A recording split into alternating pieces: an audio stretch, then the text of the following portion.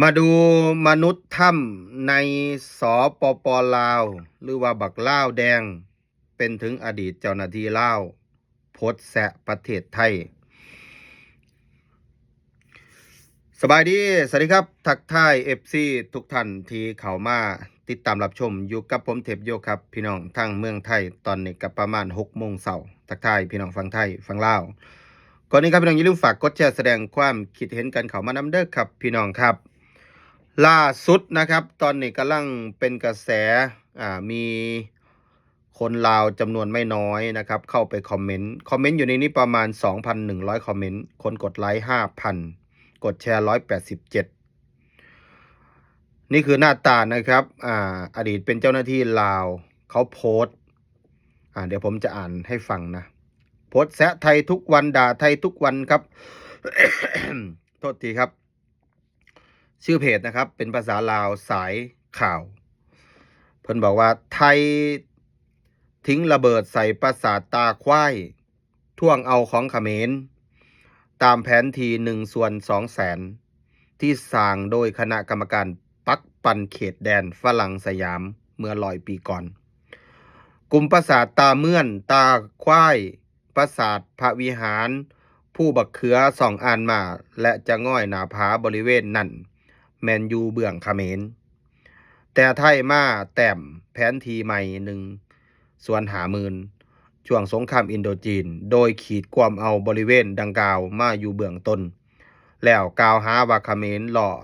ล่วงล้ำดินแดนของตนจึงต้องบุกยึดเอาขึ้นผัดว่านะครับอันนี้คือเขาเข้าข้างเขมรเขาเชียร์เขมรแต่ก็มีสิทธิ์นะครับแต่ว่าไม่น่าจะมาใส่ร้ายประเทศไทยนะเออ นี่แหละครับพี่น้องครับอย่างที่ FC หลายๆท่านที่ติดตามผมเนี่ยทำไมผมนำเสนอเรื่องมนุษย์ถ้ำเจ้าหน้าที่ลาวข้าราชการลาวกลุ่มพวกนี้นะครับต้นทุนเนี่ยก็คือไม่ชอบไทยหรือสยามตั้งแต่เบื้องต้นทุกสิ่งทุกอย่างที่โพสต์ลงเนี่ยนะครับใส่ร้ายประเทศไทยทั้งนั้นข้อมูลก็ไม่มีนะครับโพสต์เพื่ออะไรรู้ไหมเพื่อที่จะปั่นให้คนลาวรุ่นใหม่ในประเทศลาวเนี่ยคอยตามอาศัยว่าคนไทยเนี่ยไม่เข้าใจภาษาลาวคืออยากจะโพสต์ปลุกปั่นลึกๆก็คืออิจฉาประเทศไทยนั่นแหละครับที่เขาพัฒนากว่าเขาเจริญกว่านะแล้วอีกอย่างนะครับสำหรับอดีตเจ้าหน้าที่ลาวคนนี้นะครับอย่างที่ผมขึ้นรูปเนี่ยอยากจะฝากบอกว่าคันมึงเก่งจริงมีความสามารถจริงมึงแน่จริงออกมานั่งคุยวิพากษ์วิจารณ์เป็นคลิปไลฟ์สดเลยครับให้คนไทยและลาวฟังว่าเขาจะเห็นด้วยกับความคิดมึงหรือบอนะไม่ใช่ว่าไปโพสต์แซะนั่นแซะนี่นั่นนี่อาศัยว่าคนไทยไม่เข้าใจภาษาลาวนะนี่แหละเขาเรียกว่าคนตาขาวไม่มีความสามารถพอไม่มีความรู้แต่ว่าอวดฉลาดคิดว่า คิดว่าตัวเองรู้เรื่องประวัติศาสตร์ไทยนะสมัยสงครามอินโดจีนไทยเนี่ยนะครับไปขีดเอาดินแดนของเขมรแล้วก็บอกว่าทวงเอาคืนมึงไปเอาความรู้มาจากไสมึงไปเอาข้อมูลมาจากไหนกูดูหนังหน้ามึงเนี่ยนะครับไม่น่าจะได้เรียนหนังสือถึงม.ปลายเต็มที่ก็ไม่เกินม.3ทุกวันนี้นะไม่รู้ว่ายังเป็นเจ้าหน้าที่ลาวอยู่หรือเปล่าหรือว่าเป็นอดีตเจ้าหน้าที่ลาวเพราะว่าไปดูในเพจเนี่ยก็จะมีรูปเคยทำงานเป็นอดีตเจ้าหน้าที่ลาวติดติดดาวนะครับการที่สามารถแสดงความคิดเห็นเนี่ยต้องเบิ่งคอมเมนต์นำเนาะบ่แม่นว่าคนคอมเมนต์ 2,000 กว่าคนเนี่ยเขาบ่ได้เข้าใจความคิดของเจ้าเด้จะนำเสนอเพื่อหยังเพื่อสร้างความแตกแยกให้เกิดมีปัญหาระหว่างไทยลาวเข้าใจอยู่ดอกว่าย่านไทยเนี่ยหลั่งสมองคนลาวย่านไทยนี่เฮ็ดให้คนลาวในประเทศไทยนี่หูตาสว่างขึ้นเพราะว่าคนลาวเบิ่งสื่อในประเทศไทยอันนี้คือเข้าใจในความรู้สึกนะครับแต่ว่าวันใดก็แล้วแต่เนาะอันนี้ท้าเลยนะครับว่าถ้าเก่งจริงออกมาเลยนะครับผมก็จะไปนั่งฟังวิสัยทัศน์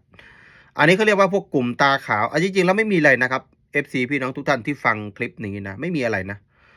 เวลาเอาเข้าจริงๆเนี่ยก็ตาขาวอ่าอาศัยจังหวะนั่นนี่กบเกลื่อนนะครับพวกนี้ไม่มีจริงสักคนนะครับถ้าเก่งจริงพวกนี้นะคือเป็นใหญ่เป็นโตกันหมดแล้วนะไม่คอยพึ่งพาประเทศเพื่อนบ้านอย่างไทยหรอกครับอ่าการที่จะนำเสนอจะปลุกปั่นคนลาวเนี่ย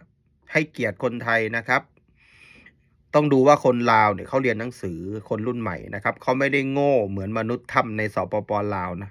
ที่จะมาโพสต์อะไรแล้วคนลาวทุกคนจะไปเชื่อไม่ใช่อย่างนั้นนะครับอ่ากูไปอ่านคอมเมนต์นะครับตั้งแต่คอมเมนต์2,100คอมเมนต์เนี่ยเกิน50%เนี่ยเขากระดามึงแหละคนลาวไปคอมเมนต์ด่าเสือกเรื่องประเทศไทยไปทำมาหาแดกดีกว่าอย่ามาเสียเวลามันบริเหตุให้เจ้ารวยมีอยู่มีกินดอกก็บ่รู้ว่ามึงไปรับเงินเขมรมาหลายหน่อยสำหรับอันนี้กูก็บ่รู้เด้แต่ที่แน่ๆนั่นครับออกมาเลย ออกมาพูดเลยครับไม่ชอบประเทศไทยแบบไหนไม่ชอบสยามแบบไหนครับออกมานั่งพูดเลยนี่เขาเรียกว่าคนจริงครับสังคมเขาตัดสินเองอันนี้โพสต์จังสันจังสีบ่มีประโยชน์บ่มีประโยชน์ดอกเขาเอิ่นว่าตาขาวเบิ่งคนไทยครับเขาบ่มักเขาวิจารณ์มีหน้ามีตามีตัวตนนั้นคือคนไทยครับเหมือนกูนี่มึงเห็นไหมกูไม่ชอบรัฐบาลลาวกูวิจารณ์กูมีตัวตนนะครับกูพูดมีตัวตนคนอื่นมาฟังชอบไม่ชอบเลื่อนผ่านชอบก็ฟังไม่ชอบก็ไม่ฟังเห็นต่างกันครับก็ไปฟังที่ช่องอื่นนะครับอันนี้เขาเรียกว่าคนจริงแต่ถ้าอย่างนี้นะครับตาขาวกระจอกนะครับยังไม่เก่งพอครับแต่อวดฉลาดออกมานั่งพูดนะฝากถึงเด้อออกมานั่งเบาเลยคนเล่าเขาถาฟังว่ามันมาไปก๊อปปี้ในข่าวไทยสถานการณ์กัมพูชาแล้วก็มาใส่ความเห็นตัวเองเข้าไปว่าไทยนี่โจมตีเขมรอยากได้ดินแดนเขมรอ่าความคิดบ่มีกล้าวิจารณ์บักซ้อนไส้บ่มึงนั่นมึงกล้าวิจารณ์รัฐบาลลาวบ่มึงยังบ่กล้าคนไทยอยู่ในประเทศลาวต่างเยอะต่างแยะถ้าเขาสิจัดการมึงบ่ยากง่ายๆนะครับแต่ว่าเขาเห็นแบบพวกมึงบ่มีหยังไงสิ้นสภาพอ่า